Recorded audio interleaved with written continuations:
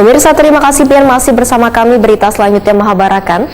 Dinas Pendidikan Banjarmasin meminta kepada seluruh guru pendidik yang berstatus tenaga honorer untuk kada khawatir jika nantinya pemerintah pusat menetapkan rencana penghapusan tenaga honorer pada 2023 mendatang. Karena pemerintah Kota Banjarmasin akan kembali membuka penerimaan pegawai pemerintah dengan perjanjian kerja atau PPPK di tahun 2023 mendatang.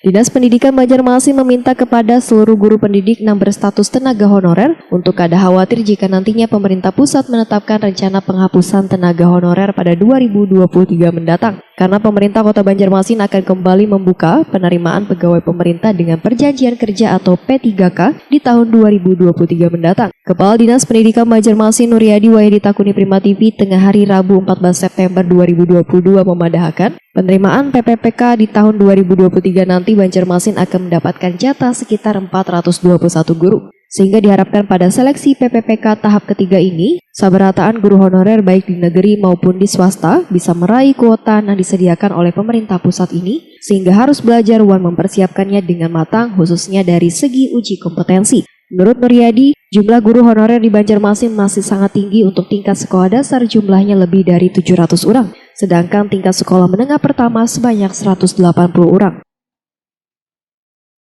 Untuk Banjarmasin itu di 2023 itu ada tambahan kota 421 guru. Nah dari 402 guru memang kita masih banyak menyisakan untuk guru SD aja hampir 725 yang tidak lulus. Nah untuk guru SMP itu sekitar beberapa mata pelajaran terbagi hanya sisa 180. Nah artinya dari 421 nanti itu akan diperebutkan di kegiatan guru P3K di tahun 2023. Jadi itu salah satu mengantisipasi kekurangan guru yang ada di Kota Banjarmasin. Bulannya ditentukan sudah Pak? Nah belum, nanti kami menunggu regulasi dari kementerian kapan yang harus melaksanakan penyeleksian itu. Yang paling penting pada pelaksanaan kegiatan itu yang harus dipersiapkan oleh guru adalah uji kompetensinya, ya uji rekam jejaknya. Nah itu yang akan dilakukan penyeleksian tersebut.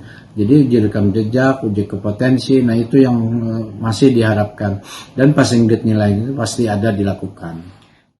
Nuryadi menambahkan hingga WIH ini Dinas Pendidikan Banjarmasin masih menunggu informasi lebih lanjut dari Kemendikbud terkait pelaksanaan PPPK tersebut.